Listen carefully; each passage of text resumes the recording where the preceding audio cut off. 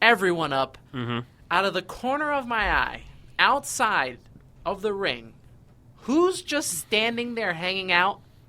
The Wyatt family. And the first thought going to my head is, are they being defiant of the McMahons? Mm-hmm. Like, what's going on here? And then I thought, all this time Wyatt talks about the establishment and the machine running and getting rid of them. I thought, how perfect would it be if you were to turn the Wyatt's face and have them fight against the Authority to change things up? But Make who's things even fresh. in the Authority anymore anyway? I mean, they'll think of something. Are they going to bring back Kane again? Triple H. I mean, Kane and the Big Show, they never really left. Seth Rollins is, when he comes back, I mean, they can make something. They don't even have to fight the Authority at first. The Authority can hire the League of Nations. Mm-hmm. Or the social outcasts, just to start. But here's how I was thinking about what you said, and I had a lot of time to think about it today at work. So here's how I see it. The Wyatts, they're kind of like that cult, like almost like a raven's flock, almost like a ministry of darkness. They don't answer to anybody. So if they don't feel like they want to fight, they don't fight. But if you notice in the beginning of Raw, when Vince McMahon was out there, they kind of like interrupted Raw and talked about how Roman, everybody's like pushing him down and everything, and Roman will never succeed type of deal. And they just appeared out of nowhere with their interruption. So I thought that was pretty cool. That, and then they go on to fight the Social Outcasts, and the Social Outcasts are not fan favorites. Are you kidding me? They were trending like number 5 on Twitter that night. And they already have their T-shirts are made now. Do the fans like the Social Outcasts? I mean, trending is anything can be trending. Okay, you have. Were they being cheered on Raw? You have a hardcore fan, or you have the fan who is just WWE fanboy who knows nothing except what's fed down their throats, force-fed. The hardcore fan, I think, would actually appreciate this Social Outcast. I know, being a hardcore fan myself, I think it's a great idea. I mean, yeah, you're just throwing...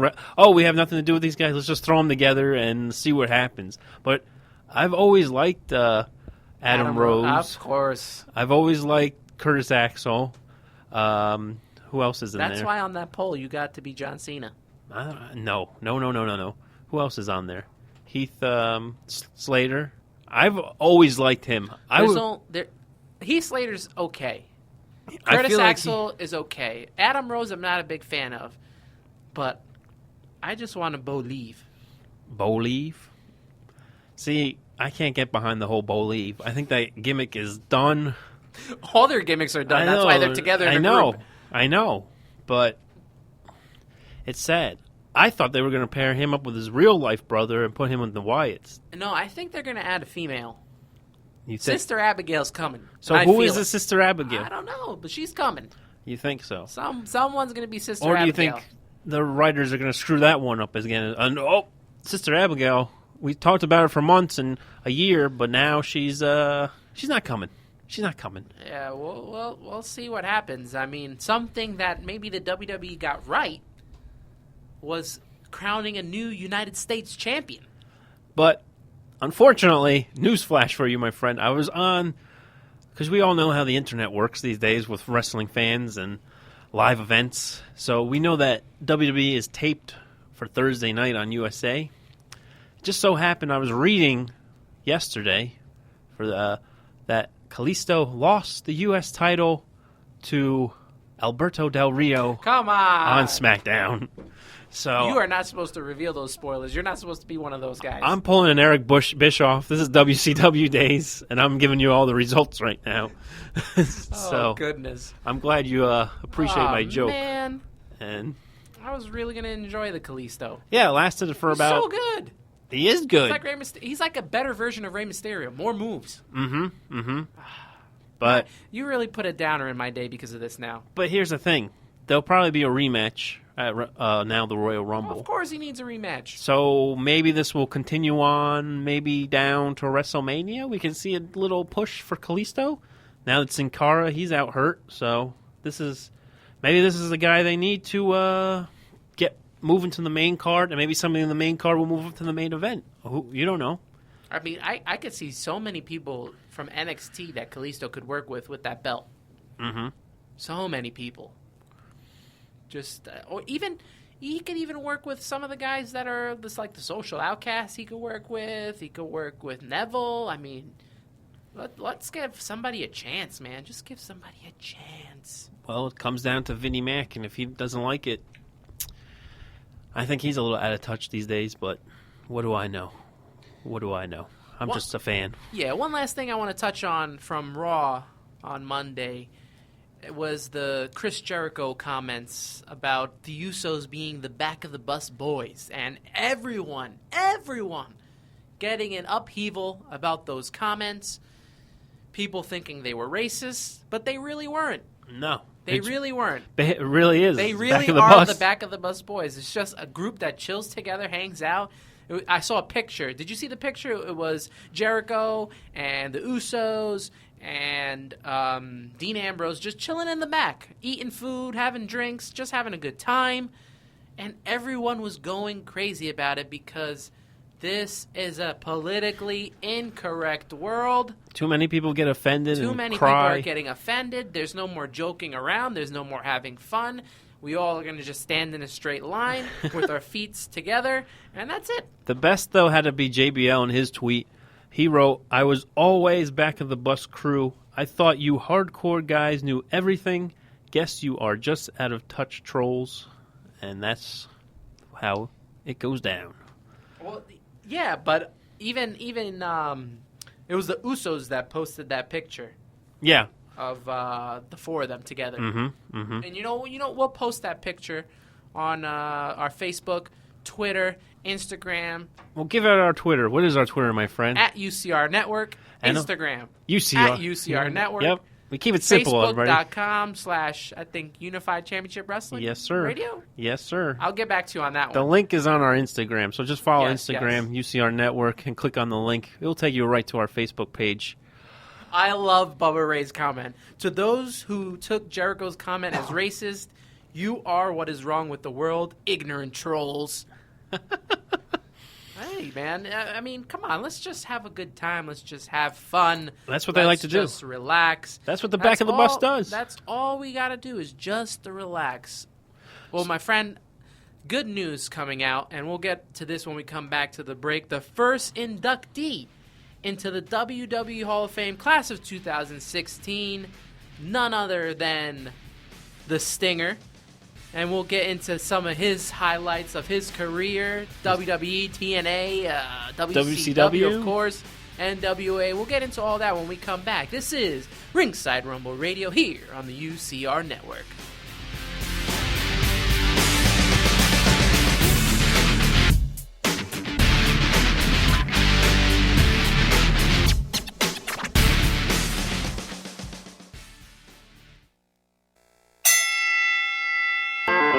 Unified Championship Radio.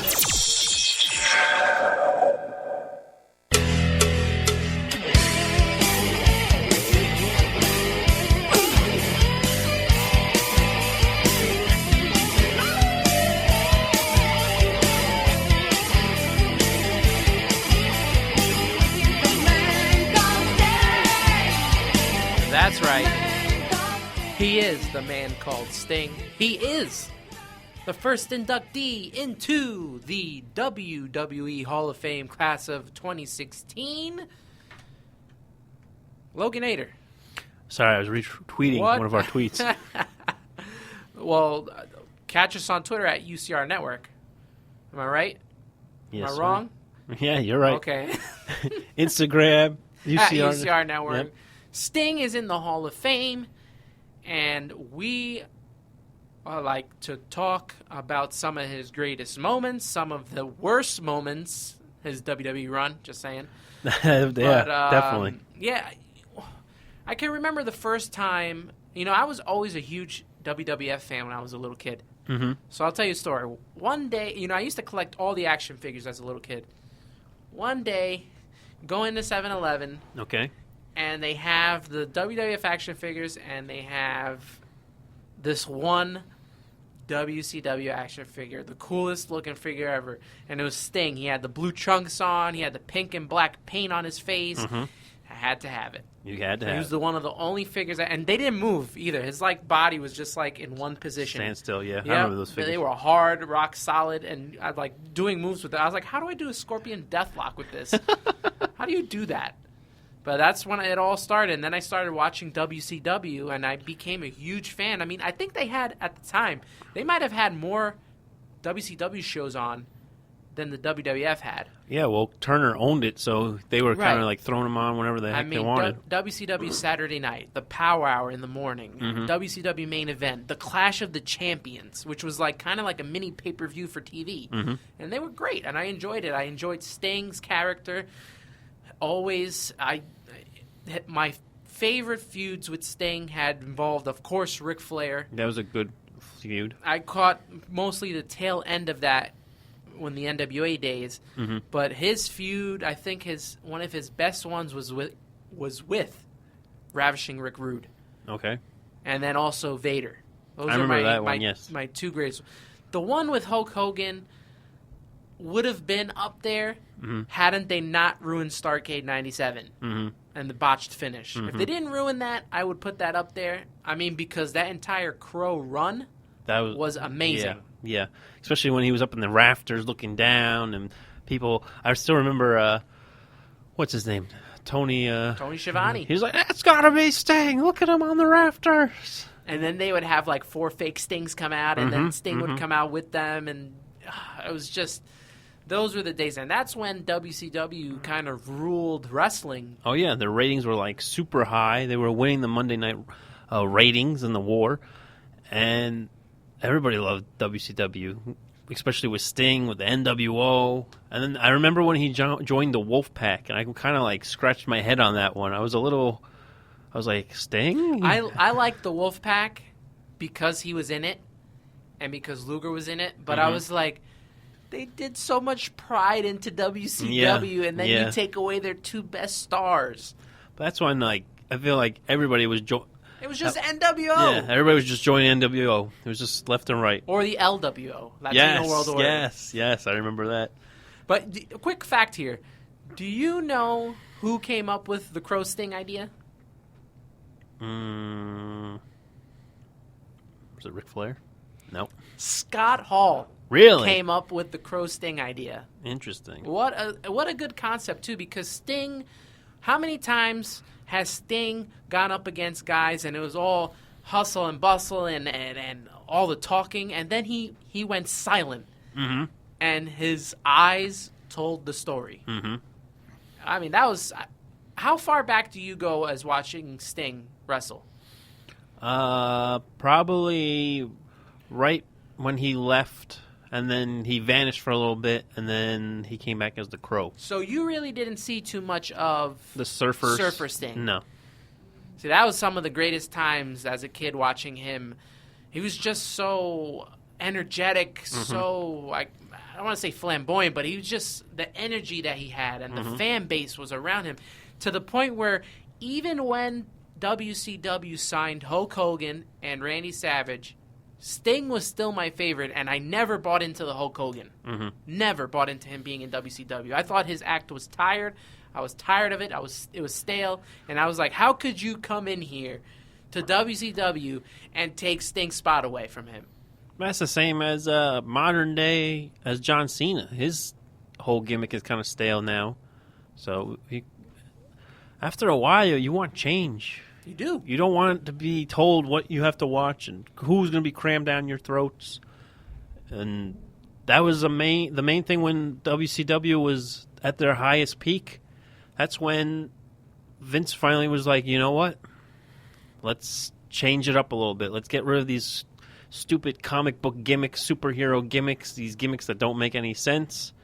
And Sting was a big part of helping revolutionize wrestling, I would say, in my opinion. I mean, yes, you had NWO, but Sting was the guy who was always up against them, fighting them, and people rallied behind him. I know I did. I thought he was... I still think, if I remember correctly, remember when you had Book book sales at school. Yep. So we would go there, and we'd always look at the posters.